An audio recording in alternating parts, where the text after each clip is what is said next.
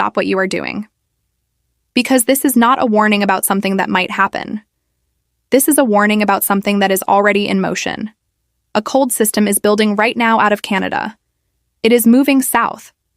The National Weather Service has already issued the alert. An unseasonably cold pattern is favored across most of the central and eastern United States from the end of April into early May. Possible much below normal temperatures, near freezing lows across parts of the upper Midwest and Great Lakes. Damage to early blooming crops. That is not a forecast from some random weather app.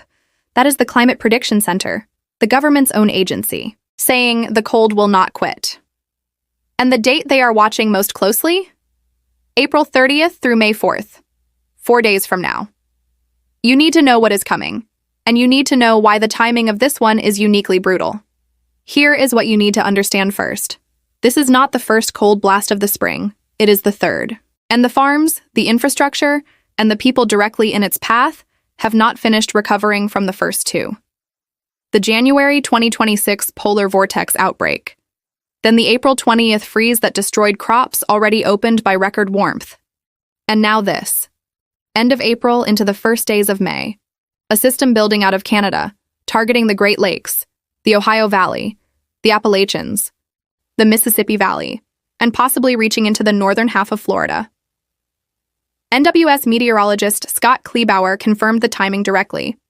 April 30th to May 4th, then temperatures moderate by May 5th. 5 days of cold arriving into a region that planted early because of the warmest March in 132 years, into orchards that are already counting losses from 3 weeks ago, into a food supply that was already stressed before this system formed. But to understand why this third blast is the most dangerous of the three, you have to understand what the first one did to this country. And why the people who felt it most are the people least equipped to absorb another one. January 2026. A sudden stratospheric warming event cracked the polar vortex in half. Here is what that means in plain language.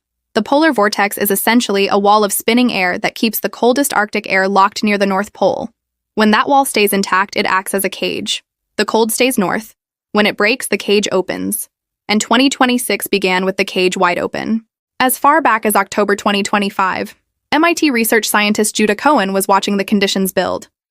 Record low Arctic sea ice in the Barents and Kara Seas, heavy Siberian snowfall pushing massive atmospheric waves south. Cohen said the conditions had, in his exact words, loaded the dice for a stretch of the polar vortex.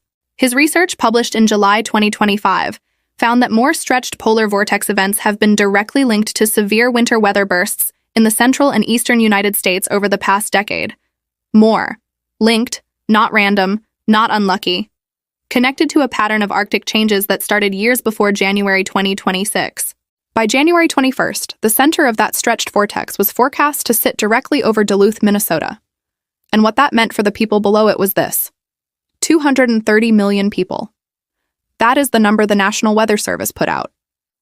230 million people facing temperatures of 20 degrees Fahrenheit or colder. 150 million of them would be hit by snow and ice.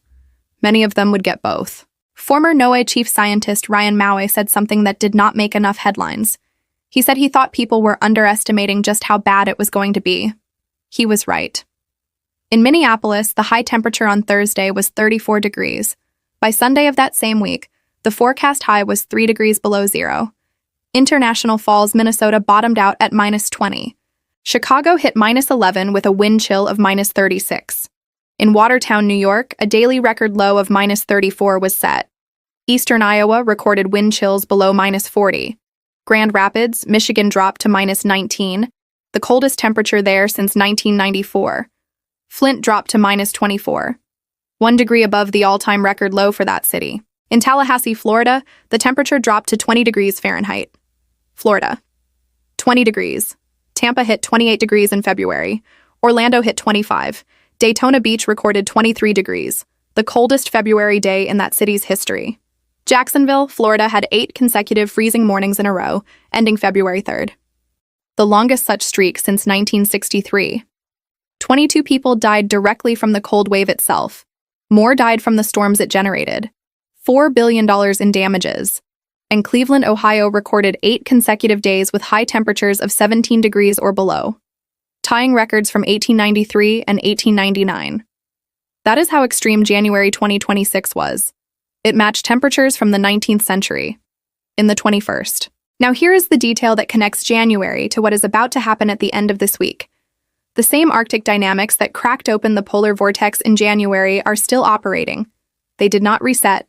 They did not go away. And the system moving south out of Canada right now is their latest output.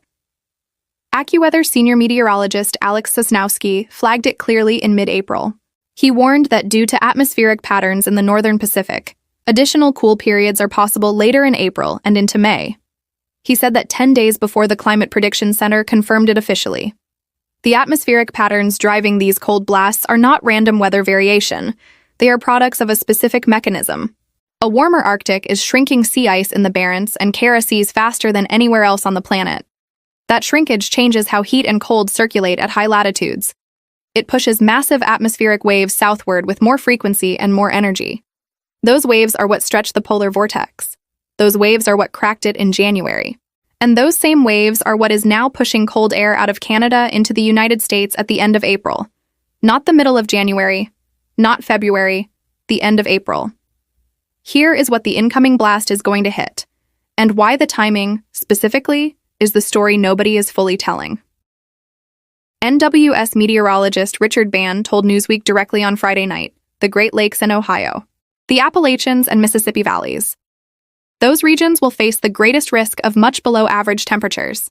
He added that the mid-Atlantic area may also see colder than average temperatures. And WFLA chief meteorologist Jeff Berardelli put it in 5 words: the cold won't quit. His full statement: the first few days of May will feature another cold plunge of air in the east. Summer on hold for now. The chill will reach into the northern half of Florida, in May. This blast is not staying in the north. It is tracking into territory where May should mean warmth, where winter crops have already been transplanted, where spring festivals are already scheduled, where no one has blankets near the door anymore because the calendar says it is almost summer, and the system is currently sitting in Canada, building pressure, organizing cold, preparing to descend into everything below it. April 30th, 5 days from today. But here is the part of this story that will make the incoming blast significantly more destructive than the calendar suggests it should be. The farms in its path are already wounded.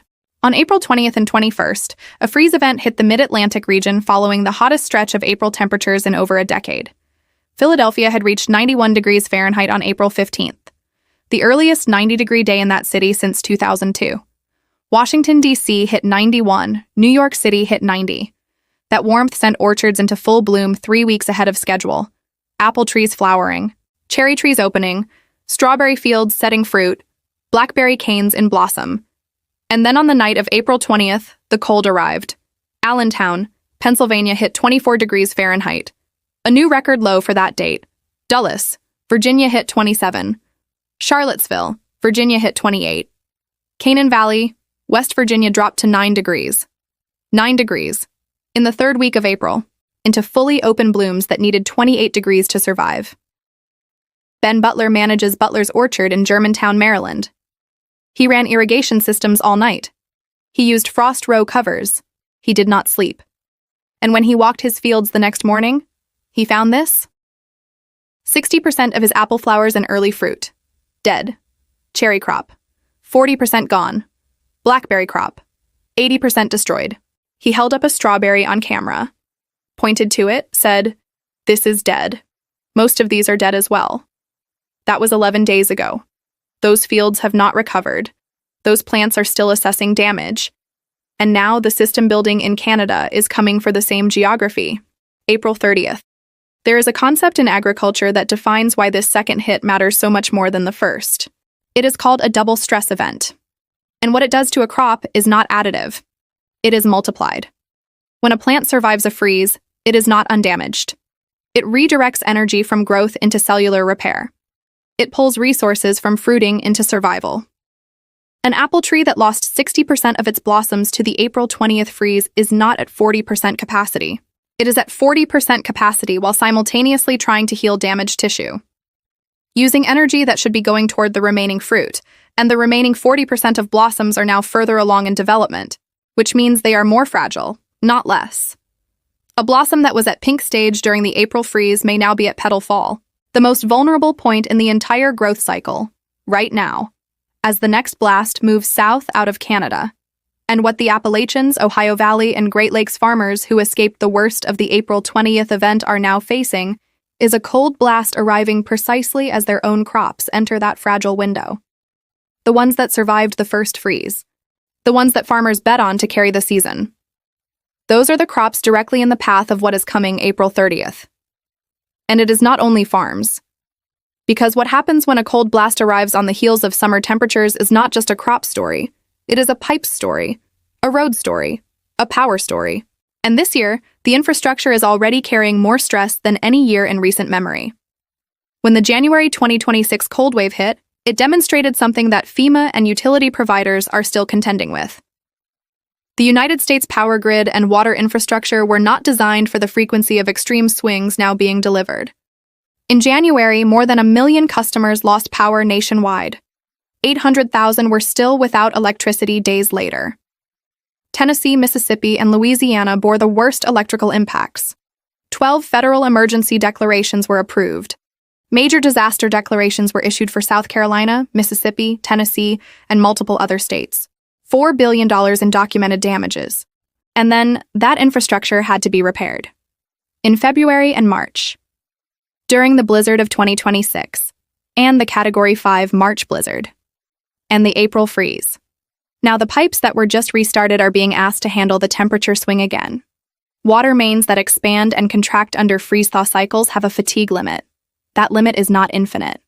Every expansion, every contraction, every unexpected return to freezing temperatures when the system was already calibrated for spring takes that infrastructure one step closer to failure.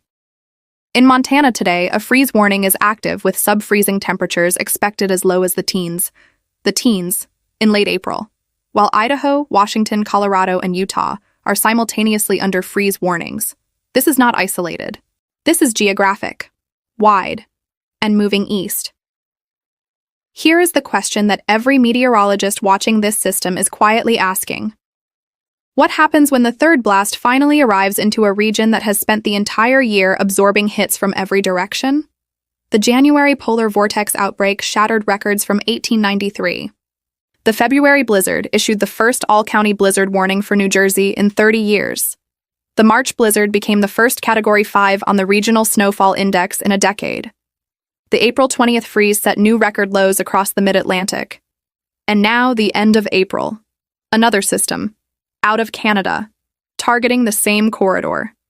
NWS meteorologist Scott Kleebauer gave a specific window, April 30th to May 4th. Then it moderates May 5th, 5 days. The Climate Prediction Center's official language is not vague.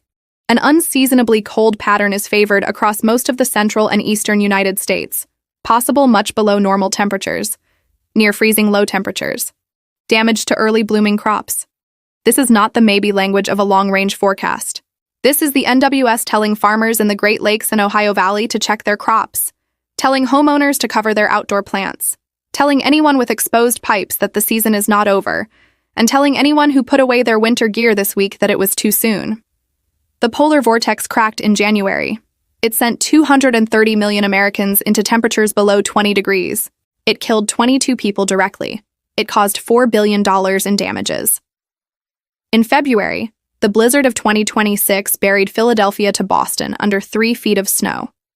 In March, the first Category 5 blizzard in 10 years swept the high plains.